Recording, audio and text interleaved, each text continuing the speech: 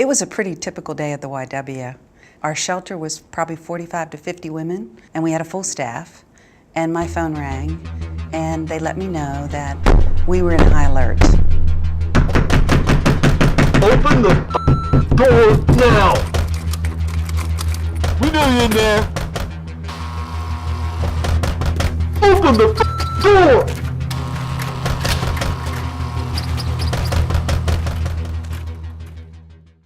The YWCA shelter exists to help women stay safe.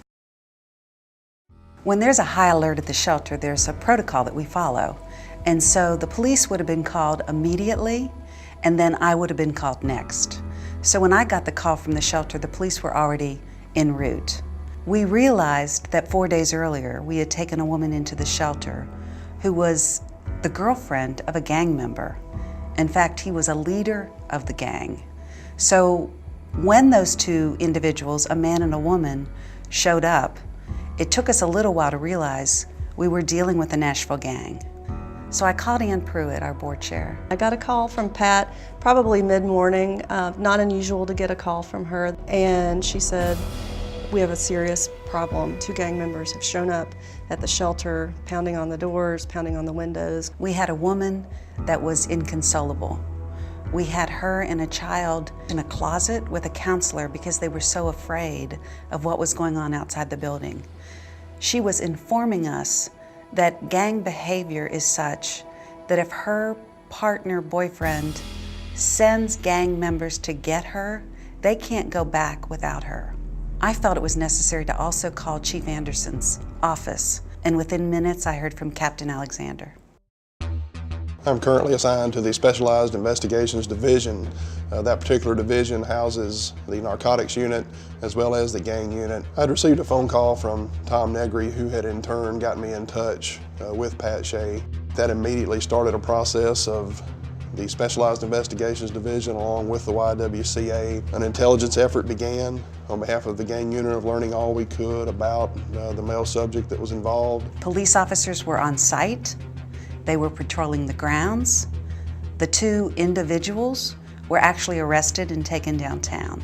We obviously wanted to do everything we could do on behalf of the police department to make this a safe situation.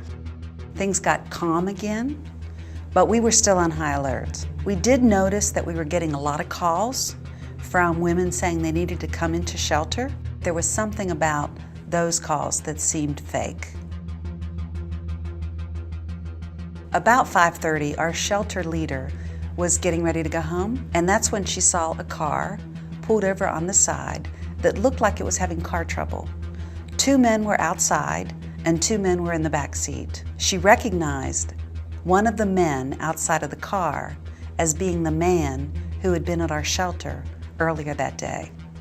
She turned around and came back in. It was going to be a long night, and we knew it. Our staff continued the process of finding an alternative plan for our client and her daughter. By mid-evening, they had located a shelter in another city, and they had actually figured out the transportation. So how do we execute this plan? Because that is not something in the YW's expertise. We're not qualified to sneak someone out in the middle of the night when there might be gang members actually still watching us and stalking us. So Ann and I called Captain Alexander and told him we needed help. He said that's all they needed to hear. We'll take it from there. We devised a plan that involved the safe transportation for the lady and her young child to be taken from the shelter to the bus station. We did get meticulous to include even the type of vehicle in an unmarked capacity, but not only just drop them at the bus station, would stay there and ensure that they safely got onto a bus and were safely able to exit the city without any obvious sign of someone that may have been trying to follow them. There was nothing else for me to do but wait. It was probably about 10 o'clock when we got off that call. So I tried to go to bed. I just took my phone and laid down and kept thinking about what was going on at the shelter. It was about 2:30 in the morning when I finally got a text. Everything was okay. She was gone. She was safe. It was over. I laid there and I really wondered what it would be like if there had been no shelter for her to call. I wonder what it would be like if there was no shelter for anyone to call. This incident drove home for me the nature of what we do every day at the YWCA. It was amazing to see how quickly resources were marshaled. The YWCA and the police department were able to work together at any time of the day or night when people need the help the most. That's when those relationships really matter, and that's when those relationships can prove to be very, very effective, and that was the case in this scenario. About 6 months after the incident, the woman called our shelter to check in.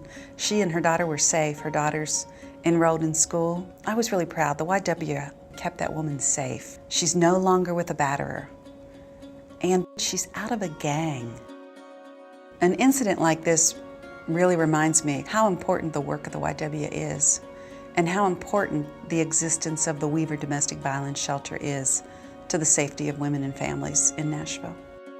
YWCA Shelter, can I help you? Okay, are you safe right now? We'll work out a safe plan to get you here. It's gonna be okay.